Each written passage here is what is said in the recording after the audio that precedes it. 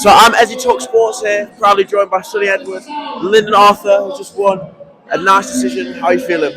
Yeah, feeling good. I mean, I don't think it was the best performance he's ever had. I think he was controlling a fight that weren't much happening in the first half. The other kid weren't really forcing it too much. And the kid sort of upped the tempo a bit. There was a couple of moments, no big moments. What's up? Are you just...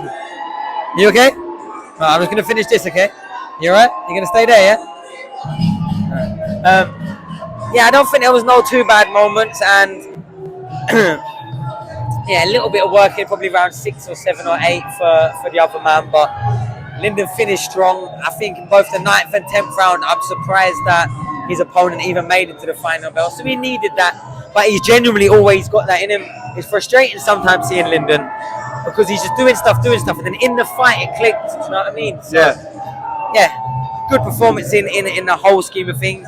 Definite runaway winner. Couple of rounds you could have made an argument for, but yeah, as happy as you can be, really. What we were hoping for and what people were expecting was obviously after he won this, we'd be sat here with a world title, and obviously because of complications that didn't happen. How's Lyndon been feeling about that? Yeah, well, obviously it was a big downer. There's no excuses. Like, Lyndon won and he won well. He won clear, but he was expecting a firefight to come to him for 10, 12 rounds even. He was expecting like quite a big punch in, someone that wasn't really waiting for the target, was just throwing. He got someone in there that was making him lead off more, and was quite content to not really throw much in the first half.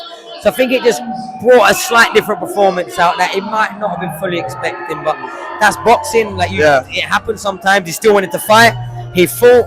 He's won, and now hopefully we move on to the bigger fights from next year. Or later on in this year, sorry. And as for you, what's next for you? A lot of exciting conversations, nothing, definite, concrete as of yet.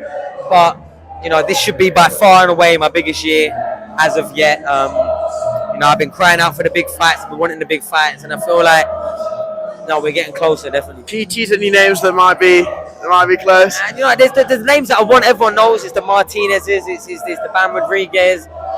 You know what I mean? Everyone knows the fighters I want, but it's just hard to get them in the ring. Yeah, and we've seen, obviously, it is hard to get fights done together. We've seen that perfectly with Fury Usyk. What have you made of that fight not happening? Well, when it ever comes to heavyweights, it's even more complicated than a flyweight even. So it seems from the outside looking in that it's more Fury, the one that's sort of the control of the argument. But who knows? Yeah. What we actually seen is probably not even 10% of what really gets talked about, discussed.